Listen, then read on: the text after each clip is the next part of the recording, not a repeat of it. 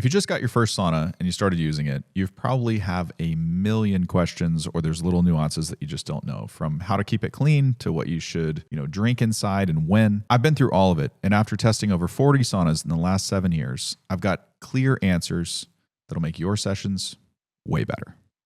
A guy just got his brand new Clearlight Sanctuary 3. Mm-hmm. He installed it in his house and used it for the first time. And then he realized that he had a ton of questions about how to use the thing, when to use it. It was 8 general questions that he had. We're going to run through all of them because I think that every new sauna owner deals with these exact same things. So we're going to walk him through how to actually use your sauna correctly after you get it. I'm Matt from Certified Saunas. I've spent years testing and living with every kind of sauna you can think of: infrared, traditional, full spectrum, you name it, I've had it. So I've personally seen what works in real world usage and not just what the manuals and marketing say. All right, so his first question was about sweat protection. So somebody's put a lot of money, well, he actually put a lot of money into his sauna.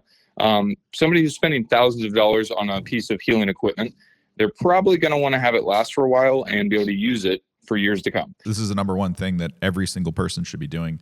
Doesn't matter what sauna you bought, what brand, matters not. Most people in the group have infrared saunas, so we'll focus on that specifically, but the same applies to hybrid saunas, other types, yada, yada, yada. You want to sit on towels 100% not dripping sweat into the wood. These are relatively dry saunas. Most of the moisture only comes from humidity, condensing from ambient air temperature to sauna air cabin temperatures, or from your body. So number one thing is sit on towels. If you're going to lean all over the backrest and sweat all over it, put a towel behind you and hang it on there. If you're going to sweat all over the floor, I don't care if there's heaters in the floor, take a towel, pull it tight, stick it over your heater grate, and collect that sweat into the towels. Do the laundry after every session. Do not sweat into the wood and on the heaters. You will be glad you did 12 months from now, because sauna condition from people that don't do this are nasty. Look at some pictures online. We've got some. With the towel placement on the heater specifically, you just touched on this. You said you don't want to be leaning against the backrest bare, put the towel on it.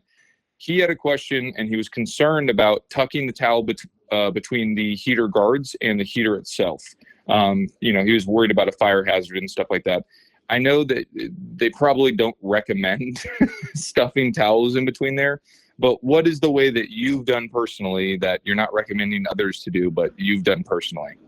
Well, I mean, I wouldn't recommend other people do stuff that hasn't worked well or that's a fire hazard. Like, obviously, between the heater grate and the heater, you're not just shoving an entire towel in there so that it sits on the face of the heater.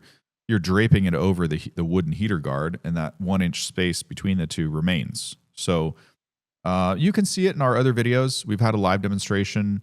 We probably got a course where that's covered specifically in detail, how to use the sauna or get the most out of it. In the Facebook group, we have posts. People ask about towel placement. One of the things that people are really concerned with is the floor, because if you have an open heater grate, can you still put a towel on the floor? Yes, you can. I've been doing it for years. Nothing burned down, no issues. I would highly recommend it. Once you sweat into those areas, it's very difficult to clean them, especially if you have heater guards that are screwed on. You would have to disassemble it to get to it. So I 100% believe that it's worth using towels.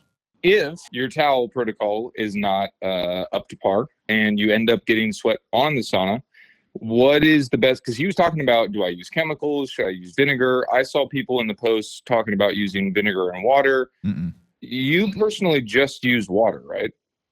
Yeah, I just wipe stuff down with a damp cloth, if that. I wait till it's dry, and I usually vacuum it out, because you're going to get, body hairs from your legs. I'm a hairy guy.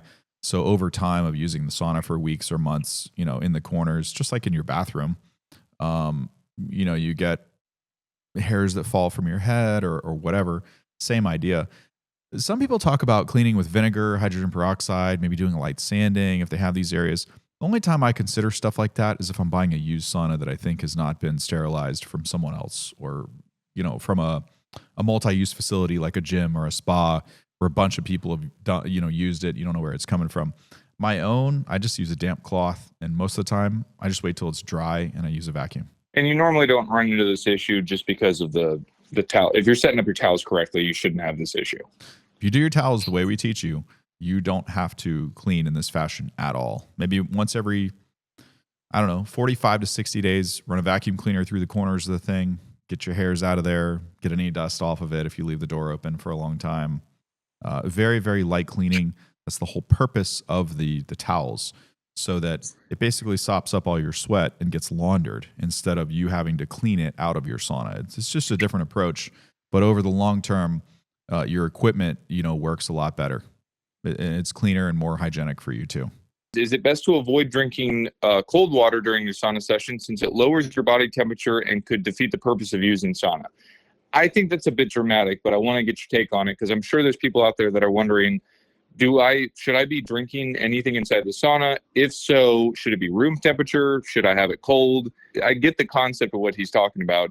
If you're drinking a bunch of cold liquids, you're going to initially drop your body temperature. Mm-hmm. What is your take on this? Does it even matter? I don't think it matters that much. I mean, I've had ice water. I've had ice cubes in my mouth. I've done room temp. I'm not sensitive to this. Some people are. If you have a personal preference, I say do that. I don't see any substantial research that says, having cold water is going to overcome a cabin temperature of 150, 160 degrees. I think your core temperature is still going to rise. Does it make it take 2 minutes extra? Maybe, but I say whatever makes you enjoy the process and the session the best, do that. Because if you enjoy it more, you'll do it more often and you'll stick to your routine. And sticking to your routine is the number one thing that's going to bring you all the benefit. His next question is naked or not. And what I mean by that is, if privacy isn't an issue, is it best to sauna completely naked or do you wear shorts? I know you personally, if we're not filming the session, thank the Lord, you don't wear clothes. But have you seen other people get benefit from wearing clothes? Is there a time where you should? I mean, besides privacy? Absolutely not. Always naked, unless you're there. I mean, I know it's your dream to come and film guys in saunas hoping that they don't bring their shorts, but not that kind of party, pal. We're going to move on from that question quickly. So his next one was about the vessel in which he kept his drinks. So that could be your sauna drink, your water, etc. He was talking about using a metal tumbler, and before long, it got pretty hot. So is there a danger in using plastic? I think metal would react different from the infrared heat. What kind of vessel do you use? And if you use it, do you keep it inside the sauna? I use glass. If I want to bring it inside, I definitely use glass. You could use metal. I don't see a huge issue with that. As long as you're not putting anything directly in front of one of the heaters. They will transmit radiant heat to whatever surface you bring in there. I'll even use a plastic shaker bottle if I'm doing a sauna drink or a certain type of electrolyte packet, remineralizing packet or something like that. I will crack the door and just set it right outside on the floor. I won't bring a plastic shaker bottle inside. I don't think it's a good idea. You'd have to be really careful where you put it, and I wouldn't want to do anything to give me any extra, BPAs. I'm not saying that the temperature inside the cabin is hot enough to make plastic pliable, but why take a chance? That would just not be smart. You could just use glass or something else. Okay, so if it's inside the sauna, you prefer glass, but if they're going to sit it outside the door, it doesn't matter. It's not going to be heated up. Yeah, I mean, so you crack the door and you take your drink and you set it back out there. So 30 seconds, it's not going to do anything. People are dogmatic and aren't grounded in reality of like using some of these products in the real world. You're going to use this thing 4 days a week and you have to be so careful that you can't take a cup, in and out. It's just... No, enough of that nonsense. So on the topic of cracking the door, is it advisable that after your sauna session to let the sauna dry out or to let it air out? Do you crack the door or do you leave them closed? What's your kind of after sauna routine to make sure that the sauna is, dry inside and still, usable? Well, the real true answer here is that I do both. I've got saunas in different places for different types of testing. So, like, for example, you would remember this. When we put the mini sauna in the closet, I don't really leave the door open afterwards because I'm not really thrilled about leaving. That's a tall ceiling with a low door header. So if you had heat accumulation high up in the ceiling, it's just going to kind of stagnate and sit there until that air cools or the AC system kicks on and the return grabs that airflow or something. So in those situations, I leave the door shut. I should have said right in the beginning, we're talking about infrared saunas here. They're a relatively dry sauna. The only moisture in them is sweat from your body or condensation from condensing ambient air temperature on the glass, from the heat control in the cabin. Heat control meaning the controlled temperature. That temperature difference creates a little bit of sweating. It's kind of normal to have dew on the glass, when you're using one. In other cases where saunas are in the office, somewhere else, like not in a bedroom, where I don't care that the heat escapes and is heating up the room.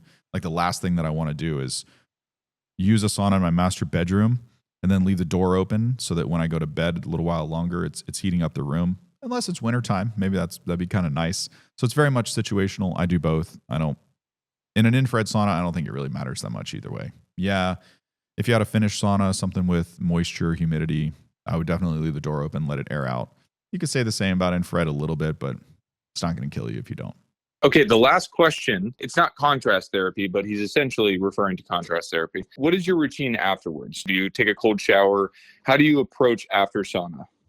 No, not typically. If you wanted to do like a cancer protocol, or you wanted to do some specific detox regimen, or you know what I mean, for a set duration of time, I wouldn't recommend doing it all the time. But those people are wrapping themselves in hot blankets, keeping core temperature elevated for 45 minutes post sauna session. So sauna session's totally done.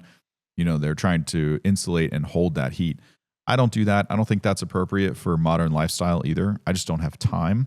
I go right into the shower. I don't care if it's cold shower, hot shower. It depends on what I have to do next. If it's a shot, like if I'm showering at night, it's different than if I have to get ready and be somewhere in a half an hour and I just got to work out in a sauna session in. So,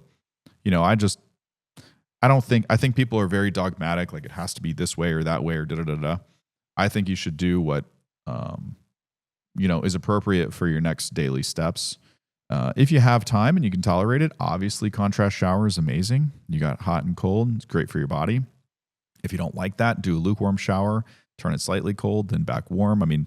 Adjust it to however it suits you and then improve as your body performance improves from there. So, for anyone really that has this question, and kudos to this gentleman for, investing in his health, asking all these questions. Some people just maybe this, maybe that.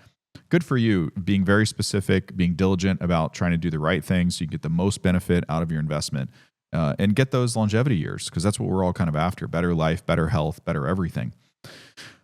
I think if I had to summarize all this into one point that would be most important for someone, is to develop a routine that works for you.